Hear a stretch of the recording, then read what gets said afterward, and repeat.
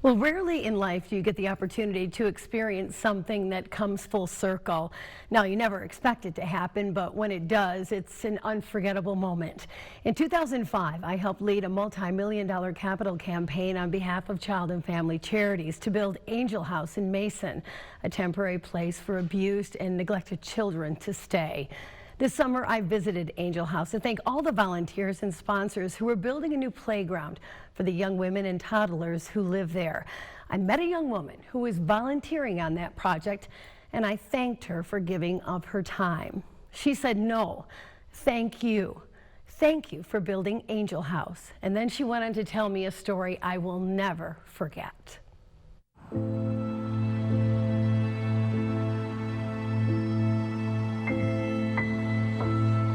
Christina Morales and her two sisters came to Angel House in the middle of the night, afraid and hurting. It was 2008, and she was 17 years old, but she remembers that time in her life like it was yesterday. It's very overwhelming. I haven't been here in quite some time, but it's very emotional and very rewarding at the same time. Before arriving at Angel House, the girls were in foster care for about a month, but it didn't work out. They were sent back home to live with their mom and stepfather, and their nightmare continued. We just lived it for another year.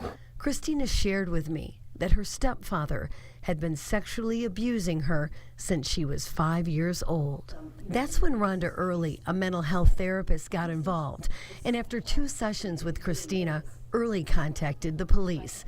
It was a detective who knew about Angel House who suggested the girls should go there. Angel House provided Christina with a place where she didn't have to be afraid anymore and knew she would be protected. Home was not a good place for us. We weren't safe. You know, it was not a good place to be. It wasn't a home. And Angel House brought that to us. Angel House and the caring staff were there for them night after night, day after day, providing them a sense of security, helping them heal, and allowing the 3 girls to stay together in one room. Which was very special because I know how hard it is to fit 3 children, especially like going into foster care or anything like that. So for us to be able to still stay together was really special. Christina remembers celebrating her 18th birthday while living at Angel House, and her older sister doing something very special for her. She had asked me what I had wanted, and I told her, I was like, I want to go back to when I was 5. I want to go back to when we were little so we could start over. I don't want to be 18 yet. I don't know what my life was. I don't know how to be an 18-year-old yet. So she made me a card, and it stated in there, I know you want to be 5, but I know you're 18. You're going to be strong. Oh. She did that for me.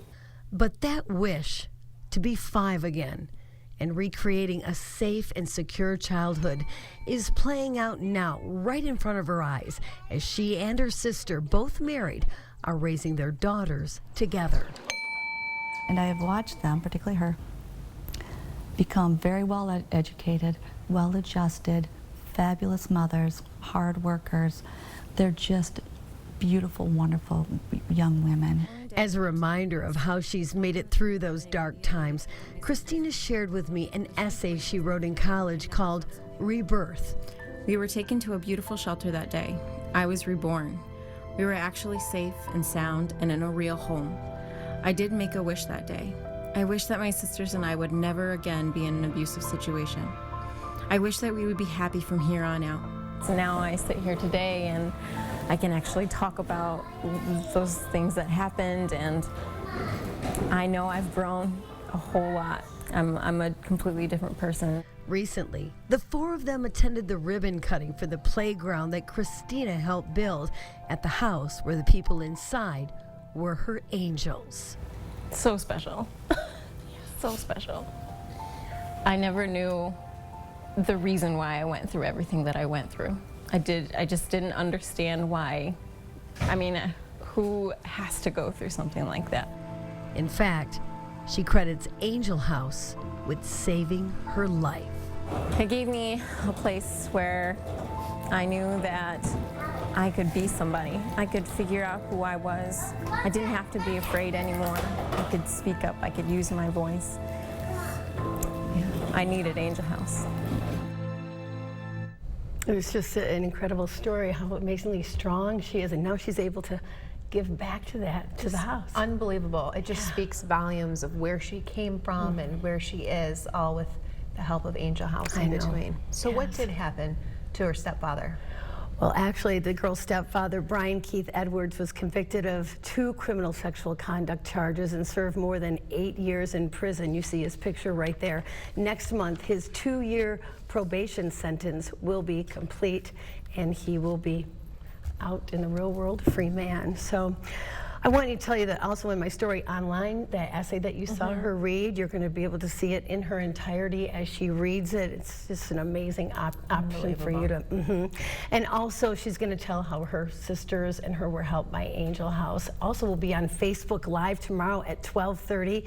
She'll be talking with me, so sharing more about her experiencing and answering any questions that you might have. So I hope you can join us for that as well. Thanks, Sherry. Just a remarkable woman and story. Thanks, Lauren.